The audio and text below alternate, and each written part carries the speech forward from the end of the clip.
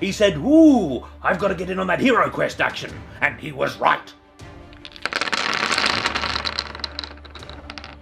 So I kind of love that the Bardic Broadcast's video has sort of become the what's best in life for dungeon crawling board games, actually. And if anything is good about this new Heroquest, it is that more people will see his video. What is up, internet people? It's Chris with bad hair, middle of nowhere, middle of the night, talking about Heroquest.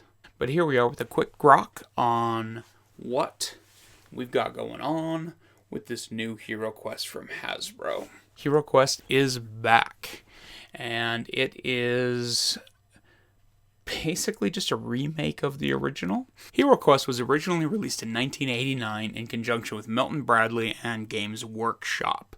It was loosely based around an old school role-playing game, and for a lot of people like me and my brother, it was sort of an introductory thing for role-playing games. You played your archetypes, you had weapons, you fought villains, you crawled through dungeons, you found treasure.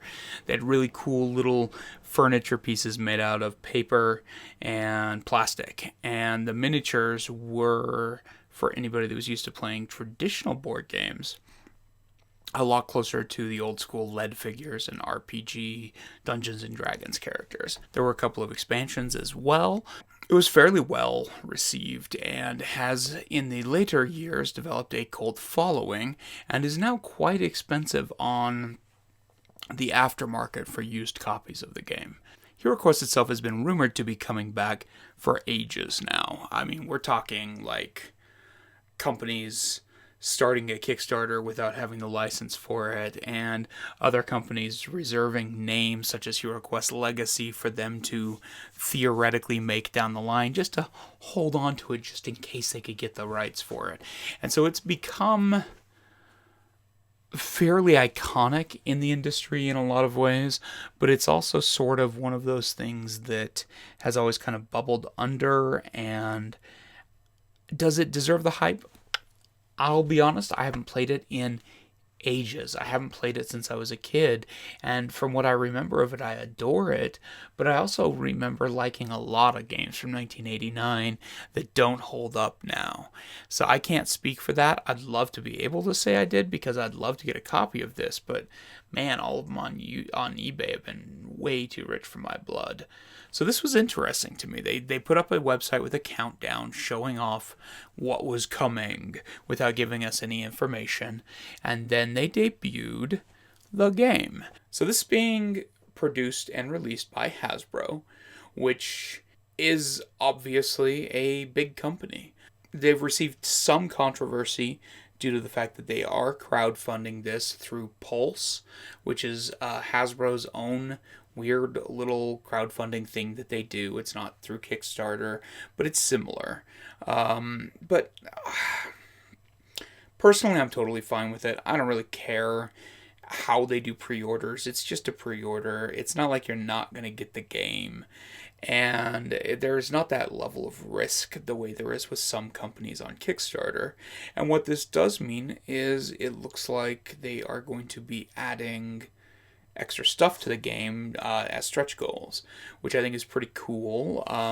But this is something quite different for Hasbro. It's not like Hasbro makes miniature heavy dungeon crawler games. So this is a risk for them. And my guess is that a $100 or $150 game isn't going to be an easy sale outside of online venues and like game stores. But even then, it's not like you're going to find Heroquest at Walmart or something like that. So there is some level of risk with Hasbro doing it this way, and it's understandable that they do a Kickstarter style crowdfunding campaign. One of the cool things is if you do back it, you get the alternate gender of the character. So the barbarian, dwarf, elf, and wizard come in both male and female versions, and they all look really cool. The sculpts are pretty solid. They're not as over-the-top cartoony as I'd worried they were going to be, but they still have some of the personality of the original game with a little bit of a modern spin to him. You also get Sir Ragnar, who was a kind of fan favorite from the game back in the day.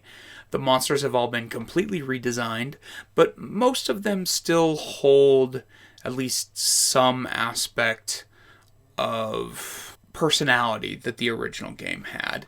The furniture is all now solid plastic, and there's not the little cardboard, cardstock, paper portion of it, but they look really good still. I think that the design on them looks really nice. It's a fairly modern look now. Somebody could look at this game and think that it was a new game and not based off of a 1989 game. Whether that's for better or worse, I'm not sure.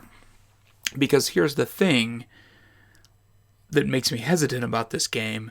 From all intents and purposes, from what we've seen, what they've released, everything's hype train. It's all, ooh, look what we're doing. But if you look closer at what they're actually showing of cards, they pretty much look like the exact same game that was before, which means they probably haven't added co-op mode. It's listed 2 to 5 players, and they probably haven't refined or added anything new or different to it, which, you know, there's a part of me that's like, yay, cool, stay true to the original game, but also there's no reason they couldn't have stayed true to the original game, released all of that stuff as a way to play classic HeroQuest, and not still done something new and different. But there are guest designers, there's going to be new quest books, new quests, new written things like that. It also looks like they're designing some new heroes as part of the stretch goals. So, you know, I think there's going to be some stuff added to it, but they're weirdly close-lipped about what that is and what changes have been made to the game. So it's kind of strange, but that's okay. The brand manager, Patrick O'Rourke, has said that the game will be updated to deliver the high-quality experience it deserves. Now, as to whether he's referring to the art, design, and minis, or the actual gameplay, it's extremely unsure. But either way, it's HeroQuest. It's kind of neat to see it come back. The box has a very epic look to it that calls back to the original box art, and I think a lot of people are super excited about it. I do actually think that they probably would be getting a little better reaction if they just launched pre-orders for it, which I think is stupid. It's just a mindset of how people view pre-orders, that crowdfunding is somehow not a pre-order, but I still think it'll obviously do just fine. You can get just the base game for $99.99, or the Mythic tier, which includes 2 of the expansions, as well as any stretch goal unlocks for $149. Shipping's $30 in the United States. It's going to be a hefty box. It also looks like it's only available in the US and parts of Canada, not Quebec and not the UK or anywhere else around the world, which I think that's also hurting them, and I assume that it must have something to do with either the license that they have or with the shipping systems that Hasbro has set up. I'm not too familiar with Hasbro Pulse or how they're doing any of this, so it could have something to do with that, but it's kind of BS because HeroQuest is pretty well beloved across the globe at this point. So they are doing an event called PulseCon on the 25th, and they are supposed to be revealing more information about the game and more info, images, everything about it. So maybe we'll learn more about how the game plays then. But in the meantime, you can go to Avalon Hill's website where they have the HeroQuest stuff going on, which is heroquest.avalonhill.com, and I will have links to that in the description for this video. I'm curious to see what people think about this. What is your thought on it?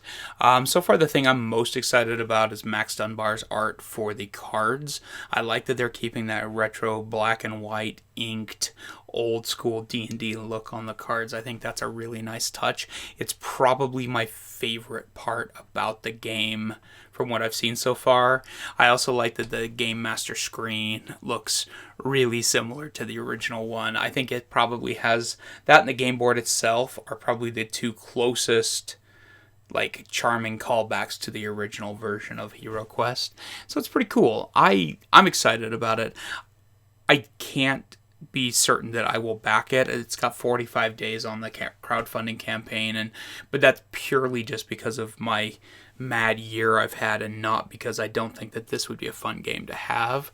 I just don't know if I can justify $180 right now for another game, despite the fact that that is for like 100 minis, boards, cards. It's an okay price. It's not unreasonable for that compared to what other people are charging for games right now.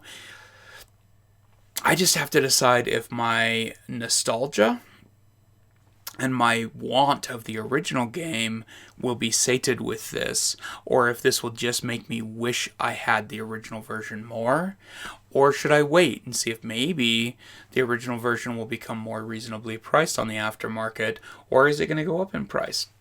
I'm really curious to see what happens with that. That was my quick little grok of HeroQuest. Again, the link's in the description below if you want to go check out the game, check out their crowdfunding site that they have going for it. You can also follow them on Twitter at HeroQuest. And as far as we are concerned, if you'd like to support the channel and our magazine, Tabletops and Tentacles, go check out tabletopsandtentacles.com or back us on Patreon at patreon.com/deeplydapper. We are making a cool geek magazine that's full of RPG stuff, board games, short fiction, artwork, comic book, and film content. And you can get in on that by joining our Patreon. But you can always go to tabletopsandtentacles.com and read some of our articles there, as well as be updated for all of our videos on all of our YouTube channels, including this one right here, which you should like and subscribe. Thanks for watching, everyone. Broadsword. For the record, my wife wants me to get this game just so that I can put the little tiny door in front of the thing when the missionaries come calling. She loves that Bardic broadcast video.